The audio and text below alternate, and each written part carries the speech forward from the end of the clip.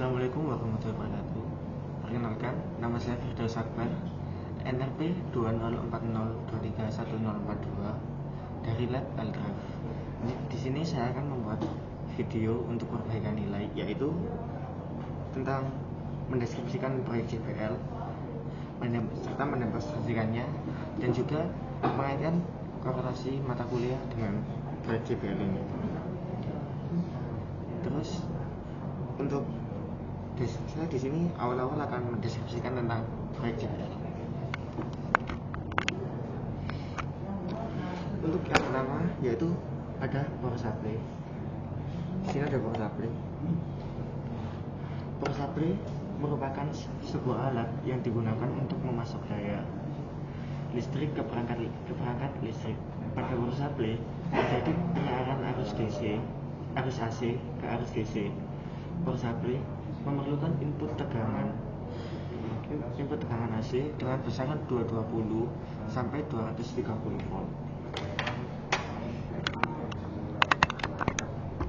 230 sampai 230 volt AC, dan untuk output sebanyak 12 volt dan 5 volt dengan arus 1 ampere.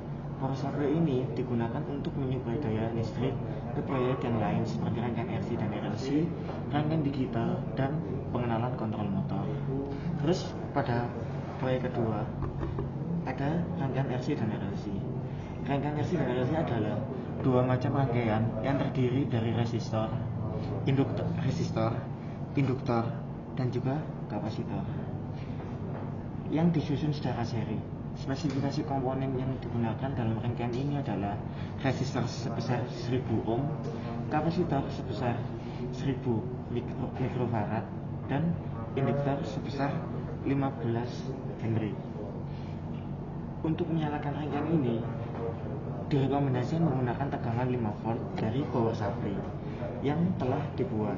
Rangkaian RC dan RLC biasanya digunakan sebagai filter dan melihat bagaimana respon charging dan discharging pada kapasitor.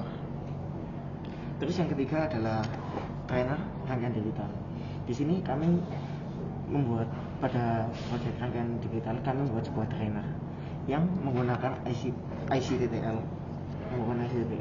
dengan 7 gerbang, yaitu ada SN74LS08N dengan gerbang N, SN74LS32 dengan gerbang OR, dan selanjutnya SN74LS04N dengan gerbang NOT.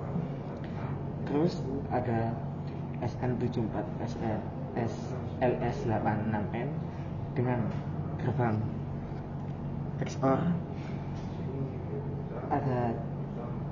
Terus untuk XOR-nya kita menggunakan CMOS dikarenakan pembelian yang IC-TTL-nya tidak ada, yaitu untuk XOR-nya sendiri menggunakan TD4077BE. Untuk NOR kita menggunakan SN74LS02N, dan yang terakhir yaitu gerbang NAND menggunakan SN74LS00N.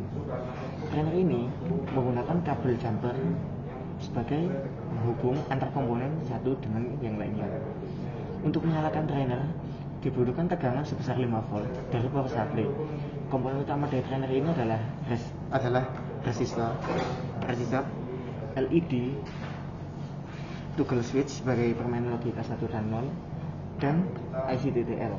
Tujuan dari trainer dibuat agar dapat mempelajari gerbang-gerbang logika dasar dengan LED sebagai indikator. Terus ada juga virtual instrument. Virtual instrument adalah perangkat lunak yang memungkinkan seseorang untuk melakukan pengukuran menggunakan komputer. Virtual instrument yang dibuat pada proyek ini adalah virtual instrument oscilloscope dengan software LabVIEW dan memanfaatkan hardware DAQ atau data acquisition untuk menggambarkan probe pada oscilloscope.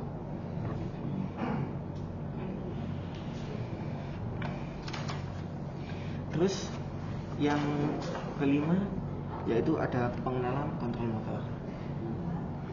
Kontrol motor adalah proses mengenalkan motor DC. Pada proyek ini yang dikontrol adalah arah putaran pada motor DC. Ini yaitu yang yaitu secara dua arah, secara clockwise dan counterclockwise. Penggerak arah putaran pada motor DC ini menggunakan rangkaian H bridge yang terdiri dari dua transistor PNP tipe DIP 31C dan dua transistor NPN atau DIP 32C, dan dengan menggunakan saklar geser yang mengubah arah putaran pada motor DC. Untuk indikator putaran motor DC menggunakan baling-baling.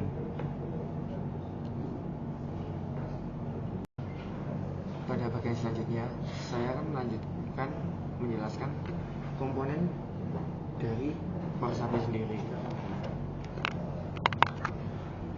Untuk komponen pertama, yaitu ada trafo. Trafo yang digunakan pada power supply ini adalah trafo non-CT. Trafo non-CT adalah suatu alat listrik yang dapat memindahkan dan mengubah energi listrik dari satu atau lebih rangkaian listrik ke rangkaian listrik yang lain melalui suatu gandengan magnet dan berdasarkan prinsip induksi elektromagnet tanpa mengubah frekuensinya. Pada umumnya, transformator sendiri terdiri dari sebuah inti yang terbuat dari besi berlapis dan dua buah kumparan, yaitu kumparan primer dan kumparan sekunder. Biasanya kumparan terbuat dari kawat tembaga yang dibelit di sekitaran kaki dari transformator. Jadi transformator di sini berfungsi sebagai penurun tegangan dari AC ke DC. Terus yang kedua ada fuse. Fuse adalah komponen yang berfungsi sebagai pengaman dalam rangkaian elektronika maupun perangkat listrik. Fuse bisa disebut juga sekring. Pada dasarnya terdiri dari sebuah kawat halus pendek yang akan meleleh dan terputus jika dialiri oleh arus listrik yang berlebihan ataupun terjadinya hubungan arus pendek atau short circuit dalam sebuah peralatan listrik atau elektronika. Yang ketiga yaitu ada dioda. Di sekitar sini ada 4 buah, yaitu dioda merupakan salah satu komponen elektronika aktif yang berfungsi mengarahkan arus listrik dari arus bolak-balik menjadi arus searah. Dioda terbuat dari bahan semikonduktor yang memiliki 2 pin, yaitu anoda dan katoda. Dioda bridge ini yang digunakan adalah dioda bridge. Dioda bridge adalah jenis dioda yang terdiri dari 4 rangkaian dioda yang dihubungkan sebagai satu kesatuan dengan 4 kaki sebagai penyangga. Kedua kaki dioda ini digunakan untuk input tegangan atau arus AC bolak-balik. Dua kaki terminal lainnya adalah terminal output, yakni terminal output positif dan terminal output negatif. Terus selanjutnya ada IC regulator. IC regulator di sini berfungsi sebagai penstabil tegangan. IC regulator memiliki tiga kaki, yaitu yang kaki pertama adalah input, kaki kedua adalah ground, dan kaki ketiga adalah output, di mana IC regulator ini akan menstabilkan tegangan bila ada selisih tegangan antara input dan output sebesar 2 volt. Seperti contohnya ketika kita ingin mengeluarkan tegangan yang stabil di 12 volt, maka tegangan yang masuk pada kaki input harus bernilai minimal 14 volt. Dan untuk arus yang dikeluarkan dari IC regulator sebesar 1 ampere. IC regulator punya tegangan kerja yang berbeda sesuai dengan jenisnya. Pada power supply ini menggunakan IC regulator LM7812 dan LM7805 yang keluarannya akan stabil di 12 volt dan 5 volt. Untuk jenis power supply sendiri, jenis power supply yang kelompok kami kerjakan adalah power supply linear voltage regulator, yaitu jenis power supply yang dapat mengeluarkan output stabil dan bebas dari fluktuasi. Dalam power supply linear ini, transformator mengubah tegangan AC masukkan menjadi tegangan AC yang lebih rendah dan kemudian diubah menjadi tegangan DC melalui proses penyaran dan penstabilan oleh dioda. Pada power supply ini akan mengeluarkan tegangan 12 volt dan 5 volt serta arus yang dikeluarkan adalah 1 ampere dengan inputan yang masuk ke power supply sebesar 220 volt.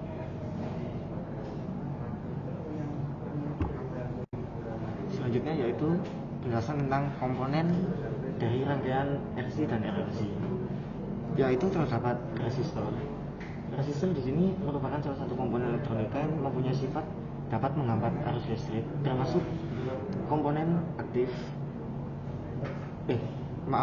Resistor termasuk komponen pasif karena tidak mengeluarkan arus listrik agar dapat berfungsi. Komponen ini dibuat dari bahan karbon dan keramik serta memiliki bentuk tabung. Kerjanya dinilai sebagai kapasitas resistor. Umumnya terlihat dari bentuk tabung yang dimilikinya. Artinya, semakin besar kapasitas dari resistor, maka biasanya bentuk tabungnya pun akan terlihat semakin besar. Jika kapasitasnya kecil, maka tabung yang diaplikasikan semakin kecil pula.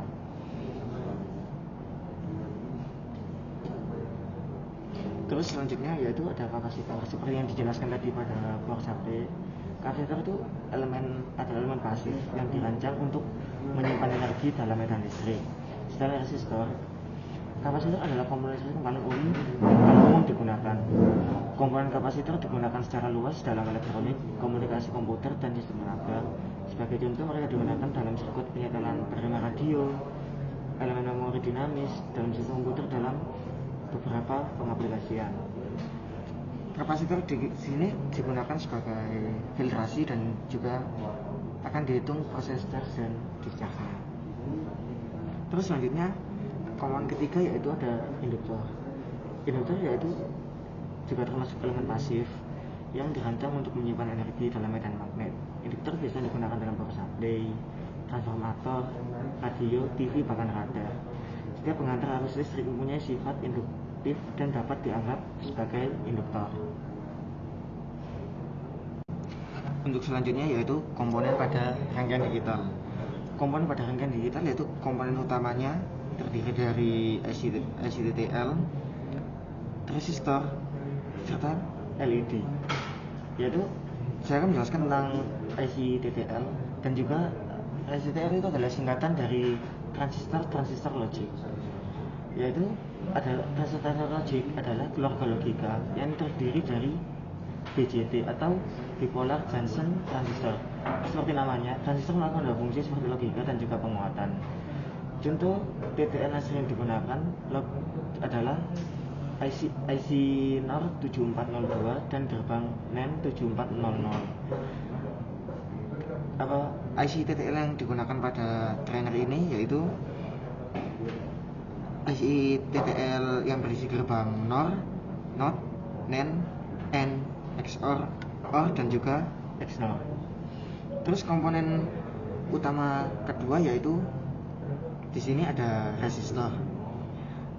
Resistor di sini berfungsi sebagai penghambat arus yang masuk pada LED agar tidak terjadi kelebihan arus dan sehingga LED tidak rusak. Terus komponen utama ketiga yaitu sebagai LED. LED di sini digunakan sebagai indikator logika 1. Jika indikator logika menunjukkan angka 1, maka LED akan menyala. Dan ketika indikator logika bernilai 0, maka LED akan mati. LED sendiri adalah komponen yang mengubah tegangan listrik menjadi sumber cahaya. Dan juga ada komponen penunjang seperti pin header. Pin header ini digunakan sebagai penghubung antar kabel jumper dengan menggunakan kabel jumper female to female. Terus ada juga toggle switch. Toggle switch adalah komponen penunjang sebagai permainan logika 0 dan juga 1.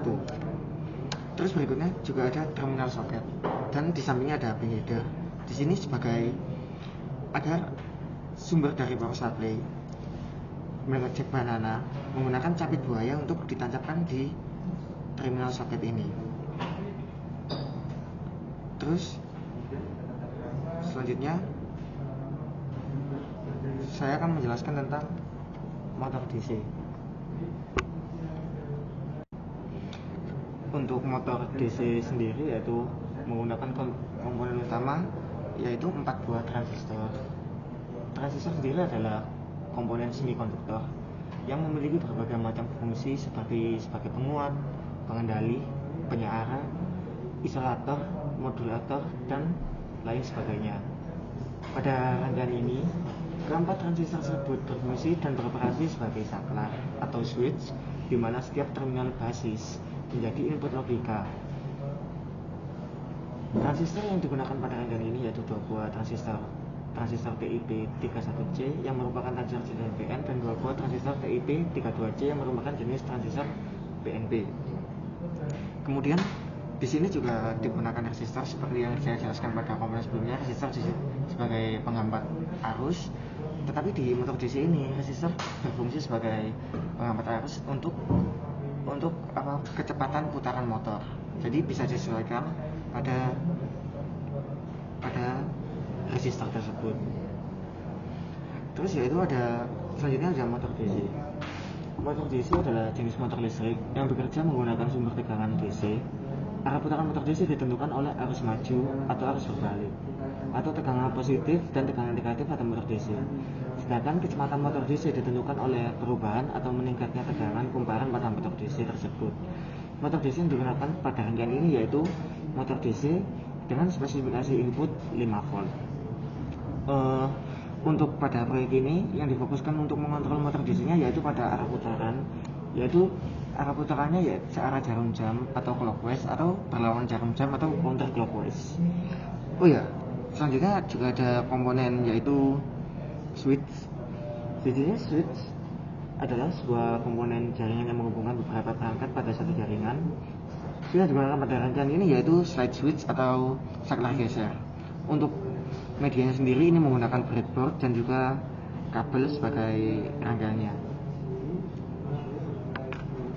Untuk virtual instrumen yaitu menggunakan osiloskop seperti ini. Osiloskop sendiri adalah alat ukur elektronik yang berfungsi untuk memproyeksikan frekuensi dan sinyal listrik dalam bentuk grafik. Tujuannya adalah agar nilai dapat terbaca serta dapat dinyatakan dalam satuan tertentu. Terus untuk selanjutnya yaitu menggunakan data acquisition dan juga lab view nanti akan didemonstrasikan. Data acquisition sendiri adalah modul perangkat hardware yang dirancang untuk mengumpulkan data dari berbagai sumber dan mengkonversinya menjadi format yang dapat digunakan atau dianalisis. Terus untuk softwarenya sendiri yaitu menggunakan LabVIEW. LabVIEW sendiri adalah software yang di dalamnya merupakan bahasa pemrograman berbasis grafis yang menggunakan icon bukan bentuk teks untuk membuat aplikasi. Berbeda dengan bahasa pemrograman teks di mana instruksi menentukan pelaksanaan program. LabVIEW menggunakan pemrograman aliran data di mana aliran data menentukan eksekusi tampilan di LabVIEW meniru instrumen secara virtual.